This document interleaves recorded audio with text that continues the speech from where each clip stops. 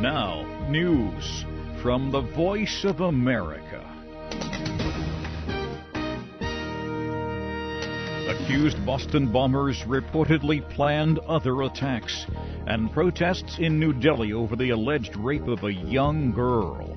I'm Christopher Cruz, reporting from Washington. One of the two men suspected in the Boston Marathon bombings reportedly cannot speak.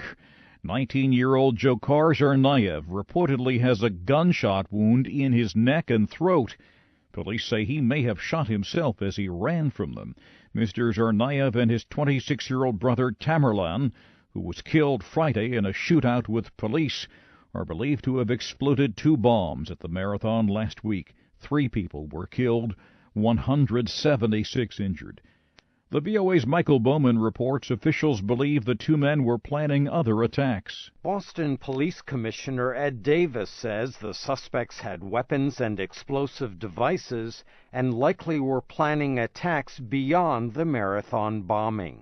We have reason to believe, based upon the evidence that was found at that scene, the explosive ordnance that was unexploded, and the firepower that they had, that they were going to attack other individuals. Davis spoke on the CBS television program Face the Nation. He gave an update on Tsarnaev's condition. He is in serious but stable condition, and we have not been able to interrogate him at this point in time.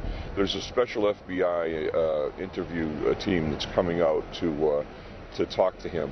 The police commissioner said many questions remain unanswered, including the motive for the attack. Michael Bowman, VOA News, Washington. Syrian opposition activists say pro-government forces have killed many people in 5 days of fighting to recapture a rebel-held town near the capital.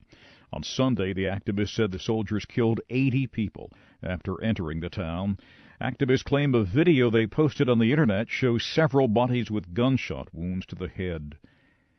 American Secretary of State John Kerry says the Western nations supporting Syria's rebels have agreed to coordinate all military and non-military aid with the Free Syrian Army. We, the supporters of the Syrian opposition, came together. The ministers of all of the countries that were here tonight, each of them committed not only to the first choice of a political, peaceful solution, but they committed to guarantee that they will separate and make certain that all aid goes through the Supreme Military Command. The United States also said it will give the rebels an additional $123 million in non-military aid.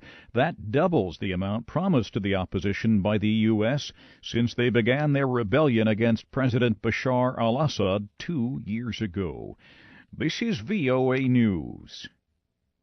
Another very clear signal to Iran. That is what American Defense Secretary Chuck Hagel says a major arms deal between the United States and Israel sends.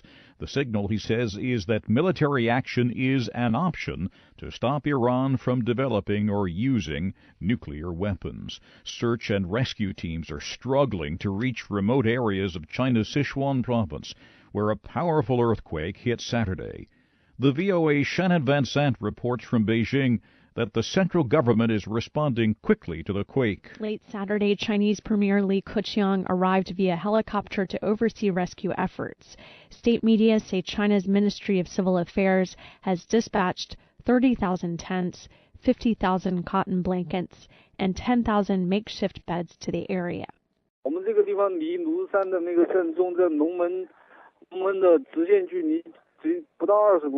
Wu Tongyang says volunteers are providing people with food and tents, but do not have enough supplies. Wu also says there is no place to shelter victims from inclement weather. Rainstorms have caused more landslides in the region, slowing rescue work. Some rescue teams report having to dynamite boulders and hike for several hours to reach affected villages. Water, electricity, and gas supplies remain cut to much of the affected region. Shannon Van Sant, VOA News, Beijing. Demonstrators were on the streets of the Indian capital for a third day on Sunday, protesting the alleged rape and torture of a 5-year-old girl. Indian police have arrested a 22-year-old man. The girl was reported missing from her New Delhi home on April 15th and found 3 days later in a locked room. Police say the suspect left her for dead after the attack. Doctors say the girl is in stable condition after undergoing surgery. That's the news from the Voice of America at this hour. For more on these and other stories, go to voanews.com. I'm Christopher Cruz, VOA News, Washington.